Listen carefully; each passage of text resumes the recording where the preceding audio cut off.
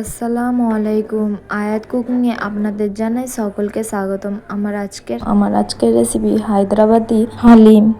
এটি রমজান মাসে প্রত্যেকেরই বাড়িতে কম বা বেশি হয়ে থাকে, তবে এটি বানানো খুবই সহজ। বাড়িতে থাকা উপকরণ দিয়ে কিভাবে খুব সহজে কুকারে বানিয়ে নিতে পারবেন, আজ আমি সেই রেসিপিটি আপনাদের সাথে শেয়ার করব। আচ্ছা বলো তো, এই হালিম খেতে কে কে পছন্দ করো? তবে রেসিপিটি পুরো দেখার অনুরোধ রইল। রেসিপিটি ভালো লাগলে প্লিজ চ্যানেলটিকে সাবস্ক্রাইব করে লাইক কমেন্ট শেয়ার করে যেতে একদমই ভুলবেন না। তবে চলো শুরু করা যাক। প্রথমে আমি একটি বোল নিয়ে নিয়েছি। এখানে দিয়ে দিচ্ছি 1/4 কাপ ডালিয়া। এখানে ডালিয়ার বদলে আপনারা গম বা পোলাওয়ের চালটাও ব্যবহার করতে পারেন। আর দিয়ে দিচ্ছি এখানে 1/4 কাপ ছোলার ডাল, 1/4 কাপ মুগ ডাল, 1/4 কাপ মসুরের ডাল, আর দিয়ে দিচ্ছি 1/4 কাপ তুর ডাল, আর দিয়ে দিচ্ছি 1/4 কাপ উড়দ ডাল বা বিউলির ডাল। এখানে সব উপকরণগুলো আমি সমানভাবে নিয়েছি। আপনারা চাইলে এটিকে স্টোর করেও রেখে দিতে পারেন আগে থেকে। এটি ভালোভাবে ধুয়ে রোদে শুকিয়ে পাউডার বানিয়ে এয়ারটাইট কন্টেনারে স্টোর করেও রেখে দিতে পারেন, যখন ইচ্ছা বানিয়ে নিতে পারেন। এখানে আরেকটা কথা বলি, আমি এখানে ডালিয়াটা ব্যবহার করেছি, তবে আপনাদের কাছে যদি গম থাকে গমটা ব্যবহার করতে পারেন বা পোলাওয়ের চালটাও ব্যবহার করতে পারেন। তবে বাইরের শহরে গমটা পাওয়াটা খুবই কঠিন, তাই এখানে গমের বদলে ডালিয়াটাও ব্যবহার করতে পারেন, টেস্টে কোনো ফারাক আসবে না। এটাকে আবার আমি ভালোভাবে 3 থেকে 4 বার ধুয়ে এটি ভিজিয়ে রেখে দেবো 5 থেকে 10 মিনিটের জন্য। এখানে আমার ধোয়া হয়ে গেছে, এবার আমি এটাকে ভিজিয়ে রেখে দিচ্ছি। চলে যাচ্ছি অন্য প্রসেসে। এখানে আমি 500 গ্রাম মতন গোশ নিয়ে নিয়েছি। গোশটাকে এভাবে ছোট ছোট করে পিস করে নিয়েছি, যাতে করে ভালোভাবে সিদ্ধ হয়ে যায়। এটিকে এবার আমি একটি কুকারের মধ্যে ঢেলে নেব।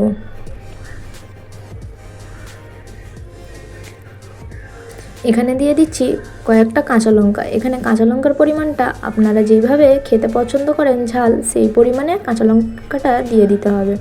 দিয়ে দিচ্ছি 1/2 কাপ পরিমাণ ধনেপাতা আর পুদিনা পাতা কুচি। দিয়ে দেব ভিজিয়ে রাখা ডালটা, আর দিয়ে দিচ্ছি 2 ছোটো সাইজের তেজপাতা, আর দিয়ে দেব 1 টেবিল চামচ আদা রসুনের পেস্ট, আর দিয়ে দিচ্ছি স্বাদ অনুযায়ী লবণ।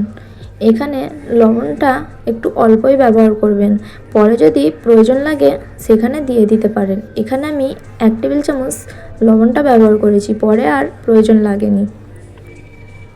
এবার এটিকে ভালোভাবে হাতের সাহায্যে মিক্স করে নেব।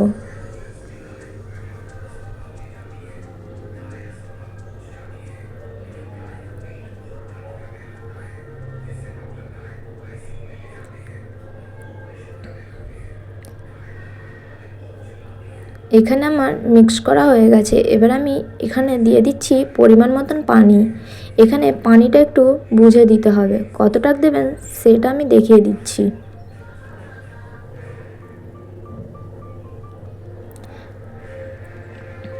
এখানে পানিটা বেশি হলেও চলবে না, আবার কম হলেও চলবে না। কম হলে এটি ভালোভাবে সিদ্ধ হবে না, নিচে লেগে যেতে পারে, আর বেশি হলে এটি সিটি দেওয়ার সময় উপচে আসতে পারে। তাই এইভাবে চেক করে নেবেন, 4টে আঙুলটা ভালোভাবে যেন ডুবে যায়, সেই পরিমাণেই পানিটা দিতে হবে।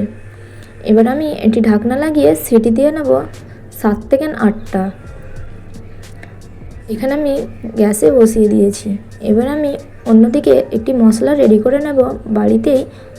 এখানে আমি বাড়িতেই হালিমের মশলাটা রেডি করে নিচ্ছি। আপনারা চাইলে দোকান থেকে কিনেও নিতে পারেন। এখানে দিয়ে দিচ্ছি 1 চা চামচ পরিমাণ জিরে। এখানে আমি গোটা জিরে নিয়েছি, আর নিয়েছি একটা বড় এলাচ, একটি জয়ত্রীর অর্ধেকটা, 5 থেকে 6টা লবঙ্গ, আর একটি জয়ফলের 4 ভাগের 1 ভাগ, আর নিয়েছি স্টার অ্যানিস অর্ধেকটা, আর নিয়েছি 1/2 চা চামচ পরিমাণ গোলমরিচ, আর নিয়েছি 4টে এলাচ, আর দিয়ে দেবো 2 টেবিল চামচ পরিমাণ গোটা ধনে।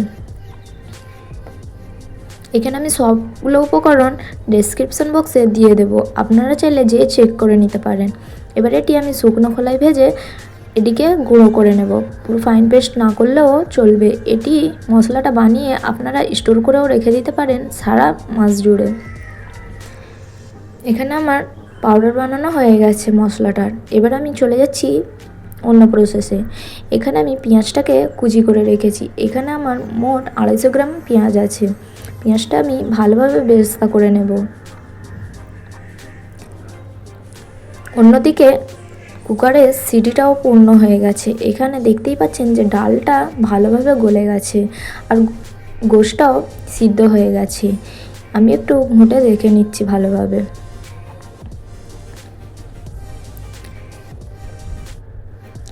এখানে আমি ডাল ঘুটনির সাহায্যে একটু ঘুঁটে নেব, যাতে করে গোশটা আর ডালটা ভালোভাবে মিশিয়ে যায়।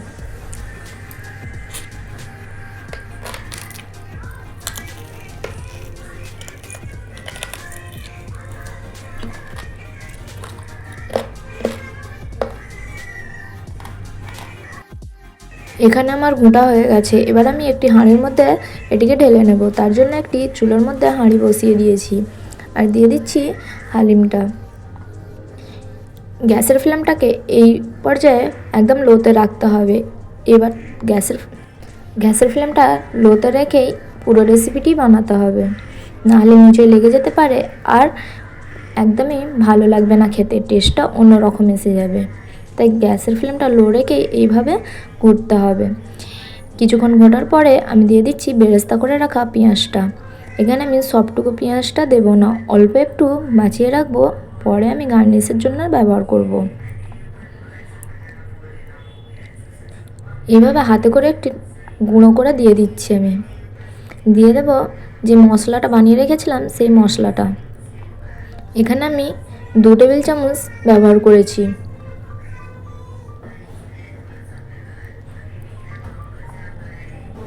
এবার এইভাবে করে ততক্ষণ পর্যন্ত ঘুরতে হবে যতক্ষণ পর্যন্ত না এর কালারটা চেঞ্জ হয়ে আসে।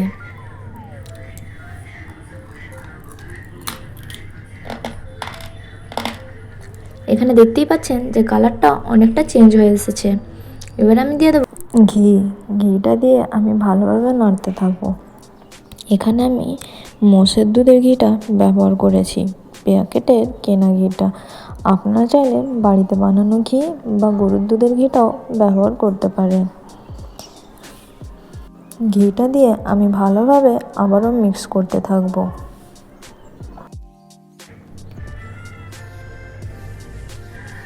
হালিমের রেসিপিতে ঘিটাই হচ্ছে সবথেকে মেন উপকরণ, তাই একটু চেষ্টা করবেন ঘিটা বেশি দেওয়ার। এখানে আমি 4 থেকে 5 টেবিল চামচ ব্যবহার করেছি ঘিটা। এবার ঘিটা দিয়ে ভালোভাবে মিক্স করে নিচ্ছি। এটি অনবরত নাড়তে হবে, নাহলে নিচে লেগে যাওয়ার সম্ভাবনা থাকবে।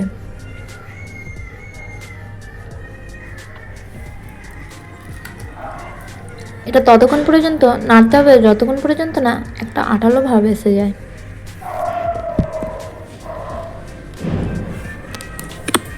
এখানে দেখে নিশ্চয়ই বুঝতে পারছেন যে কতটা গাঢ় হয়ে এসেছে। এখানে আঠালো ভাবটা এসে গেছে। এবার আমি এখানে দিয়ে দেব কিছুটা ধনেপাতা আর পুদিনা পাতা কুচি।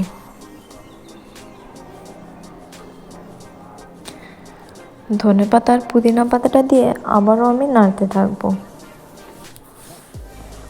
ওই 3 থেকে 4 মিনিটের জন্য এটিকে আবারও আমি ঘুটে ভালোভাবে মিক্স করে নাড়তে থাকবো।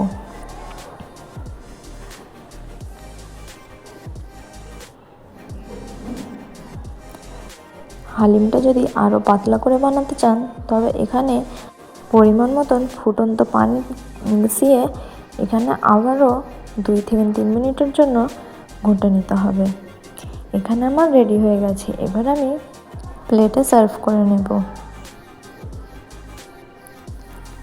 ওপর থেকে একটু দিয়ে দিচ্ছি ঘি আর দিয়ে দেবো বেরেস্তা করে রাখা পেঁয়াজ, দিয়ে দিচ্ছি শসা কুচি আর দিয়ে দেবো অল্প পরিমাণে ধনেপাতা আর পুদিনা পাতা কুচি। এখানে কাঁচা আদাটা যারা যারা খেতে পছন্দ করো তারা সরু সরু করে আদা গ্রেট করে এখানে দিয়ে দিতে পারো। আর দিয়ে দিচ্ছি লেবুর রস আর কাঁচা লঙ্কা কুচি। এখানে আমার রেডি হয়ে গেছে। রেসিপিটি কেমন লাগলো অবশ্যই জানাতে ভুলবেন না।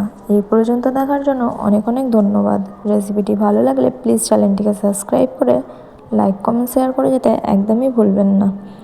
আল্লাহ হাফেজ, আবার দেখা হচ্ছে নেক্সট রেসিপিতে।